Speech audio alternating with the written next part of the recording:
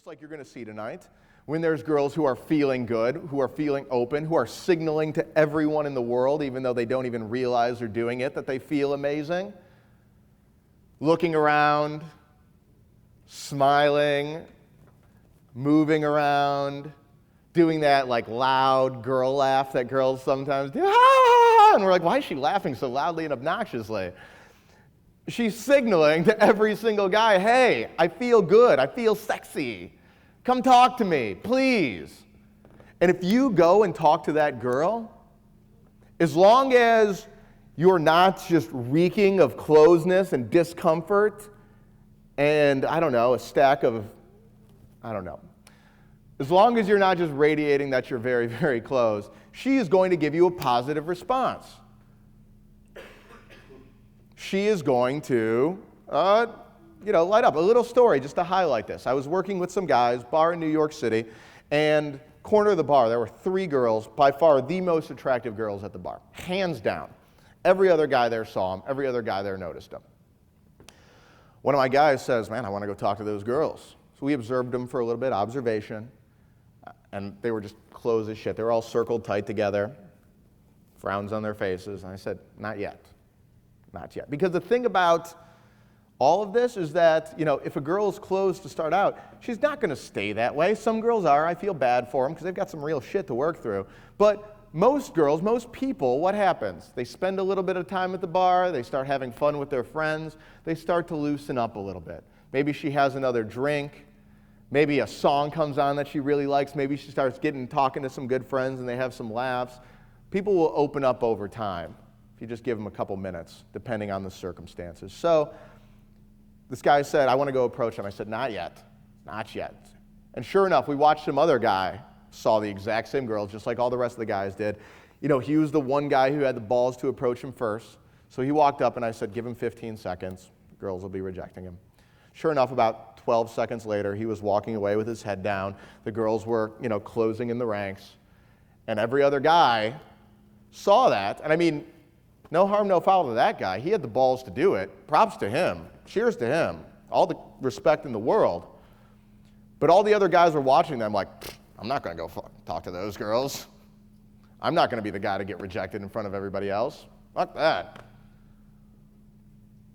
But me and my guys continued to observe. We continued to keep an eye on them. And sure enough, because that one guy went and talked to them, they started to loosen up a little bit. Maybe they said to themselves, you know what, we came out to the bar to have fun. Maybe we shouldn't be so stiff. Maybe we should have a little bit more fun. Maybe that guy, kicked something loose, like inside of them. And they started to smile more. They started to laugh more. They started to turn out more. They started to look around a little bit more. So I said to my guy, okay, now, go. Perfect. Talk to him now. And he went up, made sure that we'd already gone over, open, close, so I made sure he was expressive, eyeing, moving the body around nice and loosely. He went up and go and talked to them. Simple line. I think it was something just like, guys look like you're having a great time. I had to come say hi. Nothing to it. And sure enough, the girls blew wide open. They were all laughing. They were all touching him. They were all like, he was part of the circle. And every other guy in there was looking at him like, oh my God, this guy's some kind of master. This guy is, I want to learn from him. He knows something that I don't. What is he doing? What did he say? No secret to it. No secret to it. Observation, paying attention, not just having the gears spin 1,000,000 miles an hour up here. Focused, watching, observing. Most important thing when it comes to opening by far. Really? Holy shit. Okay, really, really quickly, I want to give you something for conversations, something for that you're in a conversation, things are going, that'll change your life and every conversation you will ever have. I don't say that lightly. Conversations, even as Fran was talking about earlier, they always tend to happen where the guy talks way too much. Way too much. Girls love to talk, right? We all know that. We've all heard it before. Girls love to talk. Why is it that we seem to be dominating the conversation a lot when we're talking? Well, because we're nervous. Well, because we don't want to lose the conversation. We're afraid that if we keep quiet for too long, that things are going to drop. 30. What? Yeah. Hell no. 30 minutes. I had a question. Oh, that was a question? That wasn't a 5-minute. You son of a bitch. Oh, I'll slow down then. What's that? I don't know what you were trying to say when you said 5 minutes. Oh, yeah. I was like, hold on. Questions at the end. I'll save a couple minutes. No, bro. Jeez. Oh, it happens. It was fun. All right. What am I supposed to do with this, Anthony? Okay. So, we're at conversation, change your life. Yeah. Guys talk way too much when it comes to conversation. So, they're afraid that if they stop talking, if there's any silence, the girl's going to lose interest, so they have to keep her attention. That is some of the most self-destructive thinking that you can possibly be doing. You really should not be talking that much. It's the truth. Girls really do like to talk. So, what's a technique that you can keep in mind to swing things back in your favor? Like, everything that I teach, all the techniques I use, they're simple as possible. They're very, very, very simple.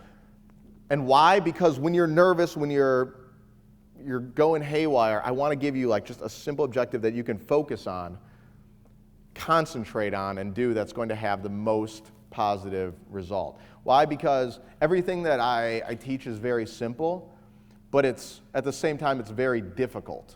Why is it very difficult? Because you're actually looking that fear, you're looking that anxiety, you're looking that doubt right in the eye, and you're stepping through it. You're not trying to circumvent it, you're not trying to look around it, you're overcoming it.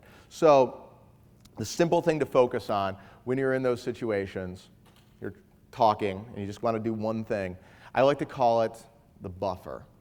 It's beautiful. Why? How do most conversations go that a lot of guys have, a lot of guys that I work with, how do their conversations go? Well, they start the conversation, because that's what a guy does. He says something, and then she says something. And then he says something, and then she says something. And then he says something, and then she says something. And then he says something, and maybe she doesn't always say something, so he says something again. And then she says something, and then he says something. She says something, and he says something. Back, forth, and sometimes if there's a silence, he'll say something to try to get her back into it, right? Has this happened to anyone? Yeah?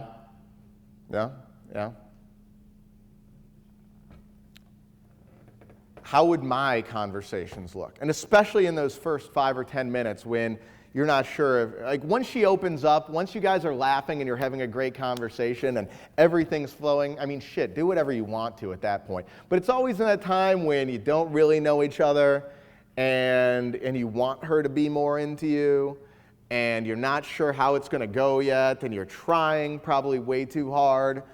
How do my conversations look at that time? Well, of course, I say something first. I'm the guy, more often than not, unless I'm wearing silly bands and she starts a conversation with me. I say something first, and then, of course, she's going to say something. More often than not, she's going to respond. And then I pause. Silence is your most powerful verbal weapon. I know that doesn't exactly make sense on a, literal level, because silence isn't verbal. But silence is your most powerful verbal weapon.